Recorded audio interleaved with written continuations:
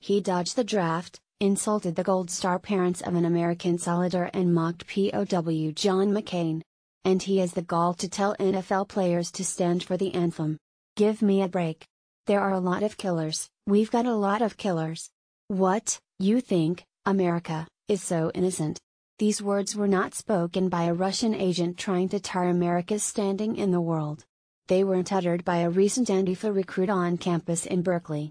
They were famously said by the President of the United States during a February interview with Fox News' Bill O'Reilly that aired, as if the gods of irony needed a hearty chuckle, during the 2017 Super Bowl. More, as Obamacare repeal implodes, again, Democrats prepping for single-payer self-destruction. More, for ESPN and Jamel Hill, mixing politics and sports is bad business. Last weekend and seemingly all week long, Donald Trump, America's self-styled national patriotism referee, harangued NFL players for insufficiently loving America, a country that Trump had just months before, and during its most viewed NFL game, accused of engaging in Vladimir Putin-style political executions. At an Alabama campaign rally last Friday, Trump said NFL owners should fire players who kneel during the national anthem, prompting dozens more players to kneel and protest during the weekend's games. It was another example of Trump using patriotism as a wedge in a cultural war that his supporters are more than willing to wage.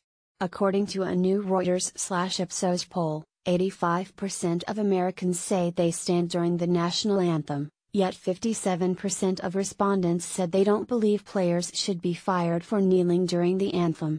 Naturally, only 29% of Republicans disagreed with Trump's comments about firing football players, and the president is counting on the remainder who agree with him to enlist as soldiers to fight in the great battle of wide resentment. Yet while Trump has now fashioned himself the protector of America's military honor, he has a history of slandering America and those who have given all to defend it.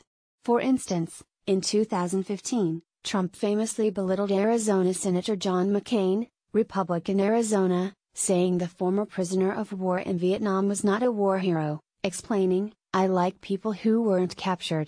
A year later, Trump mocked the parents of Muslim U.S. soldier Humayun Khan, who died in 2004 while trying to save the lives of other troops in Iraq.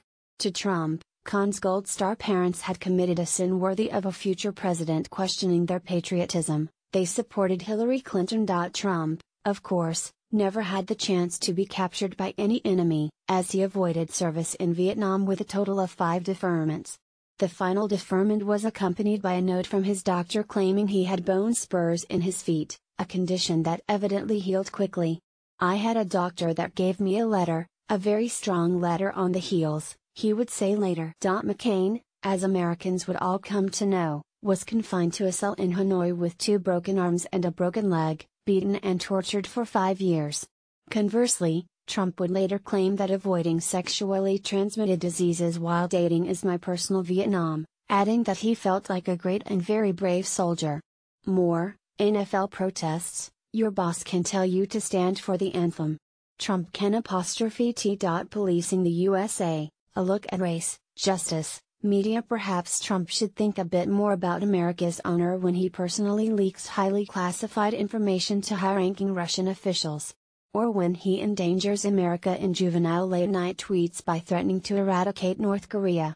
Or when he foments racial discord by giving comfort to Nazis marching on American cities. It goes without saying that had any of Trump's adversaries done so much to disrespect America and its claims of moral exceptionalism, Trump's supporters would howl with disapproval. And yet they congratulate the president by claiming his contempt for American traditions is the very thing making America great again. When Trump speaks ill of America, his followers grant him the hero status that they deny others for protesting things like racial injustice and police brutality. In fact, the original meaning of the NFL protests are now all but lost. Instead, kneeling players are more likely to be protesting the fact that Trump is, in the words of North Korea, a doter. Americans clearly back Trump in his belief that players should stand during the national anthem. But it is also evident that Trump has hardly spent any time reflecting over what patriotism means. Given his tireless work to lower America's moral standing around the world, perhaps it should be Trump that kneels in front of the flag, in order to ask its forgiveness. Christian Schneider is a member of USA Today's board of contributors. Follow him on Twitter, @Schneider_CM.